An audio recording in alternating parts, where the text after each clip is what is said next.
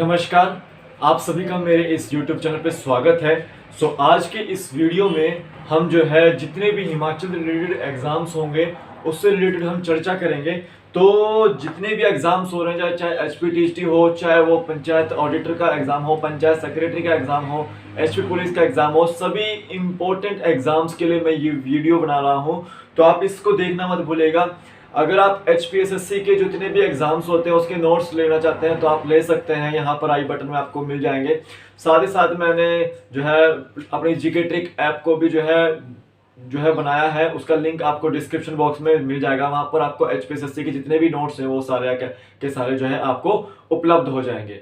ठीक है, तो आप उसको परचेज कर सकते हैं। तो आज हम बात करेंगे हिंदी से रिलेटेड वीडियो की। तो हिंदी के बारे में हम आज जानेंगे और हमारा जो है आज फर्स्ट लेक्चर होगा। तो यहाँ पर देख सकते हैं टीचर द नेशन बिल्डर। जो टीचर होता है वो एक तरह से नेशन बिल्डर होता है। अगर कोई भी व्यक्ति जो है वो अच्छे से बच्चों को पढ़ाता है तो यानी कि वो बच्चों का विकास कर रहा है।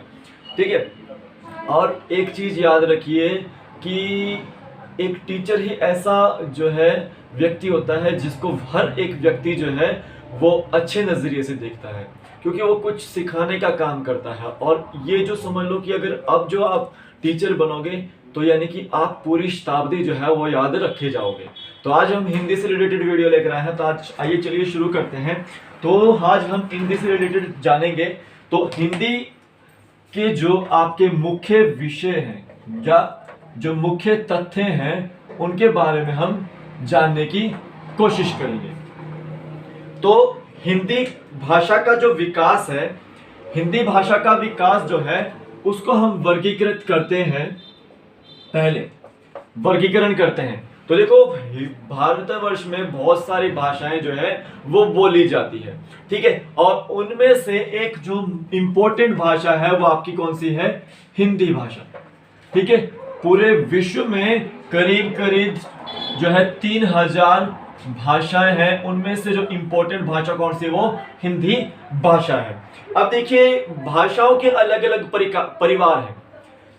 भाषाओं के अलग अलग परिवार हैं। तो यहां पर 4 परिवार में मेंशन करूंगा। एक होता है भारोपीय परिवार, एक होता है आपका द्रविड़ परिवार, एक होता है आपका चीनी तिब्बती, ठीक है, और एक होता है आपका ऑस्ट्रिक। कौन सा होता है? ऑस्ट्रिक होता है। तो देखिए, जो सबसे बड़ा भाषा परिवार है वो है आपका भारोपीय। लगभग 73% हिस्से में ये बोला जाता है। इसकी जो भाषाएं होती है वो बोली जाती है। यानी कि इसका मतलब क्या है? यानी कि भारत यूरोपीय, भारत यूरोपीय। ठीक है, द्रविड़, जितनी भी साउथ इंडियन की लैंग्वेजेस आती हैं मैक्सिमम वो इसी लैंग्वेज में, इसी जो है इसी ग्रुप में आती हैं। तो 25% जो हिस्सा है वो आपका इसमें आता है। ठीक है, अब बात करते हैं ऑस्ट्रिक की। जो ऑस्ट्रिक भाषाएं होती है वो 1.3% जो है बोली जाती है। उसके बाद आती है 0.7% आपकी चीनी तिब्बती। तो देखिए, यहाँ पर 4 भाषा परिवार बोले मैंने।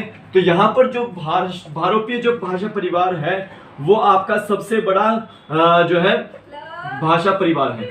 यानी कि जो भारोपीय जो परिवार है आपका वो सबसे बड़ा भाषा परिवार है।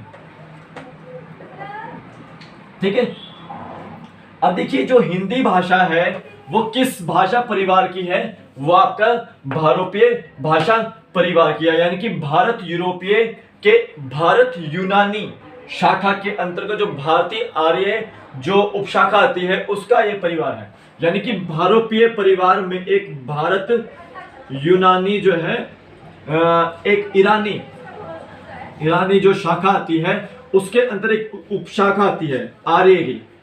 ठीक है, तो उस उपशाखा का जो है ये पार्ट है। ठीक है, तो यहां पर हिंदी जो है आपकी वो आर्य भाषा भी हम बोल सकते हैं, या भारतीय आर्य भाषा भी हम इसको बोल सकते हैं। अब देखिए, हिंदी जो जननी है, हिंदी भाषा की जो जननी है वो कौन है? हिंदी की जननी। ठीक है, हिंदी की जननी। तो हिंदी की जननी जो है वो संस्कृत भाषा है। कौन सी है? संस्कृत भाषा। यानी कि जितनी भी विश्व में लैंग्वेजेस होती हैं उसकी मैक्सिमम जो भाषा बताई गई है, यानी कि जननी बताई गई है, वो संस्कृत भाषा भी बताई गई है, संस्कृत भाषा ही बताई गई है। ठीक है, अब संस्कृत के बाद जो भाषा आई वो आपकी आई पाली भाषा। ठीक है, जिसका विकास हुआ वो आपका आया पाली भाषा। जितने भी आपके बौद्ध के ग्रंथ थे, जितने भी आपके बौद्ध से रिलेटेड ग्रंथ थे, वो आपके किस भाषा में लिखे गए थे? वो पाली भाषा में लिखे गए थे। ठीक है, यानी कि बौद्धों की जो भाषा होती है वो पाली भाषा होती है। उसके बाद देखिए यहां पर प्राकृत भाषा आई। कौन सी भाषा आई? प्राकृत भाषा आई। प्राकृत भाषा यानी कि ये जो भाषा है वो जैन धर्म के अनुयायियों की जो है भाषा है। जैन धर्म जो जितने भी अपनाते हैं उनके जितने भी ग्रंथ हैं वो किस भाषा में लिखे गए हैं? वो आपके प्राकृत भाषा में लिखे गए हैं। तो संस्कृत के बाद पाली आई, पाली के बाद प्राकृत आई। प्राकृत के बाद अगर देखा जाए तो प्राकृत के बाद जो है एक लैंग्वेज आई अवहट। ठीक है, ये एक अपभ्रंश का ही रूप है। ठीक है, अपभ्रंश से हटकर अपभ्रष्ट भाषा भी इसको बोल देते हैं। तो अपभ्रंश से हटकर जो है कौन सी भाषा आई? अवहट भाषा आई। तो संस्कृत, पाली, प्राकृत के बाद अवहट भाषा जो है आई। ठीक है, अवहट से गुजरकर आपका किस भाषा का निर्माण हुआ? प्राचीनतम हिंदी का निर्माण हुआ। किसका निर्माण हुआ? प्राचीनतम हिंदी का निर्माण हुआ या फिर प्रारंभिक हिंदी का निर्माण हुआ। तो ये चीज आपको याद रखनी है कि आपका जो प्राचीनतम हिंदी है या प्रारंभिक हिंदी है वो कौन उसकी जननी है? वो आपकी संस्कृत है। तो जितनी भी भाषाएं आई है संस्कृत के बाद उन सब की जननी कौन सी हुई? आपकी वो संस्कृत हुई। लेकिन जो प्राचीनतम हिंदी है उसकी जननी तो आपकी संस्कृत है, लेकिन वो अवहट से होकर गुजरी है। अवहट से होकर गुजरी है, तो यानी कि उसको बोला जा सकता है कि अवहट से गुजरने वाली भाषा कौन सी है या अपभ्रंश से गुजरने वाली भाषा कौन सी है? वो आपकी प्राचीनतम हिंदी है। अब यहां पर देखिए, हम यहां पर कुछ चीजें बता देते हैं कि जो प्राचीन भारतीय आर्य भाषा थी। ठीक है, तो यहाँ पे तीन मूल रूप से मैं यहाँ पे तीन जो नाम लूंगा। एक प्राचीन भारतीय भाषा थी या आर्य भाषा थी। ठीक है, एक मध्यकालीन भारतीय आर्य भाषा थी। ठीक है, और एक जो है आधुनिक भारतीय आर्य भाषा, आधुनिक भारतीय आर्य भाषा। तो ये तीन मूल रूप से मैं डिवाइड कर रहा हूं। ठीक है, भाषा को तीन कालों में, कि तीन काल थे प्राचीन भारतीय आर्य भाषा। तो देखिए यहां पर प्राचीन भारतीय आर्य भाषा में एक तो वैदिक संस्कृत आई, जिसमें आपके वेद लिखे गए।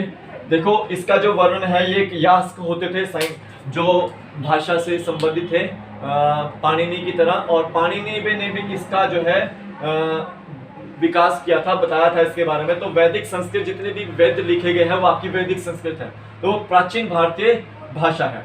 उसके बाद इसी में ही है दूसरी लौकिक संस्कृत। ठीक है, जैसे आपकी अष्टाध्यायी थी तो वो पहली संस्कृत व्याकरण थी। तो कौन सी अष्टाध्यायी थी, यानी कि कौन सी किताब थी जो पहली संस्कृत व्याकरण थी? वो अष्टाध्यायी थे। तो वो अष्टाध्यायी किसकी आई? वो लौकिक संस्कृत की आई। ठीक है, जो आजकल हम संस्कृत पढ़ते हैं वो आपकी लौकिक संस्कृत है। ठीक है, तो वो अष्टाध्यायी किसने लिखी थी? वो आपकी पाणिनि ने लिखी थी। तो जो लौकिक संस्कृत का विकास हुआ वो पाणिनि द्वारा किया गया। ठीक है, और वैदिक संस्कृत का जो विकास था, यानी कि उसमें वेद लिखे गए थे, तो वो नेचुरल जो थिंग होती है, नेचुरल जो भाषा थी संस्कृत, वो थी वो। ठीक है, जिसमें वेदों की रचना हुई थी। उसके बाद हम अगर बात करें मध्यकालीन भारतीय भाषाओं की, तो जितनी भी संस्कृत के बाद भाषा आई थी, जैसे पाली आई थी, ठीक है, प्राकृत आई थी, ठीक है, और अपभ्रंश आई थी, वो आपकी किसकी भाषाएं आ गई? वो सारे की सारे किसकी आ गई? मध्यकालीन भारतीय भाषाएं आ गई। ठीक है, उसके बाद अपभ्रंश के बाद कौन सी आई थी? अवहट के बाद कौन सी आई थी? वो आपकी आई थी हिंदी भाषा। तो हिंदी जो भाषा है, ठीक है, और जितनी भी बांग्ला है, उड़िया है, असमिया है, मराठी है, गुजराती है, वो सारे की सारे किस में आती है? आधुनिक भारतीय भाषाओं में आती है। तो ये हमने मूलतः मूलतः रूप से जो है 3 कालों में बांटा है हिंदी भाषा को। तो आप देख सकते हैं, नोट कर सकते हैं इसको, और अच्छी तरह से जो है आप इसको नोट्स बनाइए। उसके बाद हम बात करते हैं कि हिंदी जो शब्द है वो किस भाषा का है। तो देखिए, हिंदी जो शब्द है वो किस भाषा का है, तो इससे रिलेटेड मैं आपको एक फैक्ट बताता हूं कि जितने भी अटैक हुए, ठीक है, मान लीजिए ये आपका इंडिया है इस तरह से, ठीक है, इस तरह से इंडिया समझ लीजिए। तो यहाँ पे ये जो आपका ये पाकिस्तान है, ये अफगानिस्तान है, ठीक है।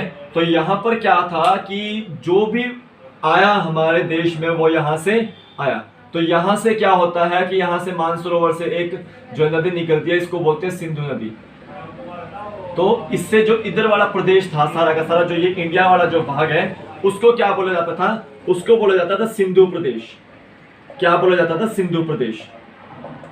तो जितने भी अरब आए, उन्होंने जब ये नदी को क्रॉस करी, या यूनानी आए, उन्होंने ये जो नदी क्रॉस करी, तो उससे इधर का जो प्रदेश था उन्होंने सिंधु प्रदेश की जगह हिंदू प्रदेश बोला, ठीक है। क्यों बोला, क्योंकि वो स को जो है ह पढ़ते थे, ठीक है, स को वो ह पढ़ते थे। तो यानी कि हिंदू प्रदेश ये वहां से बढ़ा। तो हिंदी शब्द जो है आपका वो हिंद से बढ़कर आया, हिंद का प्रदेश बोला गया, ठीक है। हिंद का प्रदेश जो है उसको जो है बोला गया। इस भाग को जो साम्राज्य था हमारा, जितने भी महाजनपद थे, जितने भी आते थे, 16 महाजनपद थे, तो 16 महाजनपदों को क्या बोला गया, वो हिंद का प्रदेश बोला गया। अब देखिए, हिंद का प्रदेश यानी कि हिंद शब्द तो आ गया हिंदी में से। अब यहाँ पर ई कहां से जुड़ी, ये द में ई जुड़ी थी। तो जब फारसी आए थे, तो फारसी यानी कि जो यूनानी आए थे और ईरानी आए थे, तो उनकी एक भाषा थी फारसी। मुगलों की जितनी भाषा थी वो फारसी थी। तो इसकी जो एक ई थी, यानी कि इस भाषा की जो ई थी, ये जो ई है जो इसमें हिंदी में लगी हुई है, हिंद जमा ई, ये जो ई है आपकी, वो किस भाषा की थी, वो फारसी भाषा की थी। तो जब ये फारसी भाषा का जो ई है वो हिंद में जुड़ा, तो यानी कि ये जो हिंदी शब्द था वो किस चीज का बन गया, वो फारसी भाषा का बन गया, ठीक है। तो ऐसे में हम ये बोल सकते हैं कि जो हिंदी भाषा का जो शब्द है वो हिंदी भाषा का नहीं है, वो किस भाषा का है, वो फारसी भाषा का है। तो ये इंपॉर्टेंट आप नोट कर लीजिएगा कि ये आपको इंपॉर्टेंट है एग्जाम पॉइंट ऑफ व्यू से, कि हिंदी भाषा का जो शब्द है, वो हिंदी जो शब्द है वो किस भाषा का है, वो हिंदी भाषा का नहीं है, वो फारसी भाषा का शब्द है, ठीक है। ये आपको याद रखना है। अब यहाँ पर हम बात करते हैं राष्ट्रभाषा और राजभाषा की, कि राष्ट्रभाषा क्या होती है और राजभाषा क्या होती है। तो सबसे पहले हम जान लेते हैं कि राष्ट्रभाषा क्या होती है। जो पूरे राष्ट्र में बोली जाती है, जो पूरे राष्ट्र में बोली जाती है, जो जिसका जो है हर एक व्यक्ति जो है वो इस्तेमाल करता है, तो वो राष्ट्रभाषा होती है, ठीक है। अब उदाहरण के तौर पर मैं यहां बोल सकता हूं कि जैसे इंग्लैंड के जो लोग थे, ब्रिटिशर्स थे, उनकी राष्ट्रभाषा क्या थी, इंग्लिश थी, ठीक है। तो यहाँ पे राष्ट्रभाषा के रूप में, यानी कि हर एक व्यक्ति जो है वहां पे वो इंग्लिश में जो है बात करता है, ठीक है। तो ये जो है राष्ट्रभाषा है। अब राजभाषा कौन सी होगी, जो राजकाज की भाषा होगी, राजकाज की भाषा, ठीक है। यानी कि जितना भी आपका राजकाज होगा, ठीक है, जितना भी आपका ऑफिशियल वर्क होगा वो आपका किस में होता है, वो उसको क्या बोलते हैं, उस भाषा को क्या बोलते हैं, राजभाषा बोलते हैं। जैसे आपकी हिंदी जो है वो इस वक्त राजभाषा है। क्या है, राजभाषा है, ठीक है। अब यहां पर हम बात करेंगे कि हिंदी जो है राजभाषा है या राष्ट्रभाषा है। हिंदी जो है अभी तक जो है राजभाषा है, ठीक है। ये काफी जो लोग हैं उनके मन में डाउट रहता है कि हिंदी राष्ट्रभाषा है या राजभाषा है। तो अभी के लिए फिलहाल के लिए जो है हिंदी जो है राजभाषा है, ना कि राष्ट्रभाषा है, ठीक है। अब ये चीज याद रखिए क्यों ऐसा हुआ कि हिंदी जो है राष्ट्रभाषा नहीं बन पाई और राजभाषा बनी। तो देखिए, जब 11 सितंबर 1949 को एक बैठक हुई थी, तो उस समय जितने भी नेता थे तो वो कुछ तो उसमें हिंदी भाषी थे, और कुछ जो थे उसमें गैर हिंदी भाषी थे। तो इन व्यक्तियों को तो जो है हिंदी बोलने में आसानी थी, लेकिन इन व्यक्तियों को जो गैर हिंदी भाषी के क्षेत्र के थे उनको हिंदी बोलने में आसान नहीं लग रहे थे। तो इन्होंने जो है इसका विरोध किया था। ठीक है, इन्होंने जो है विरोध किया था कि हमारे को हमारी लैंग्वेज में ही जो है वर्क करने दिया जाए।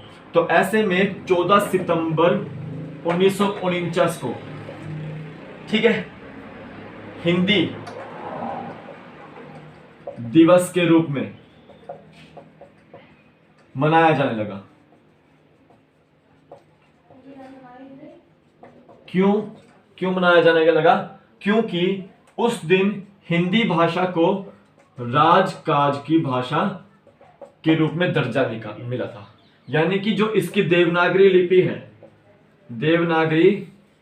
है जो इसकी, उसको राजभाषा हिंदी की लिपि स्वीकार किया गया था। ठीक है, तो अभी भी जो है असमंजस है कि राष्ट्रभाषा हिंदी नहीं है। ठीक है, तो राष्ट्रभाषा हमेशा याद रखें वो हिंदी अभी नहीं है, वो हिंदी जो है वो आपकी राजकाज की भाषा है।